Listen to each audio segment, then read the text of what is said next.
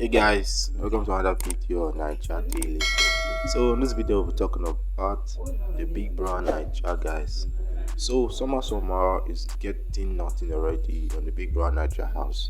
Like you can see, everybody done the kiss, everybody done the smash, the rest of the things. Now I want to talk a bit about the brown Naija. I don't know if it's scripted or it's just being normal of them acting this way.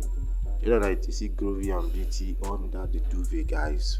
So we don't know what they were doing, but no, it wasn't funny, guys. Like all these things started to feel like it's scripted to me. Like you just come in a month and you're already falling in love and you're already doing things on live camera, guys. Like, are you serious? So, if this person you are seeing this channel, I would like you to kindly hit the subscribe button and like if you enjoyed this video. So I'll be showing you short clips of different persons.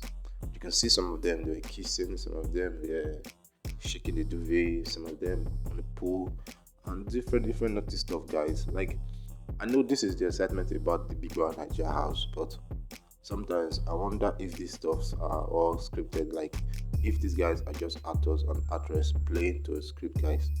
So tell me what you feel in the comment section, and also don't forget to subscribe. Thanks and peace, guys.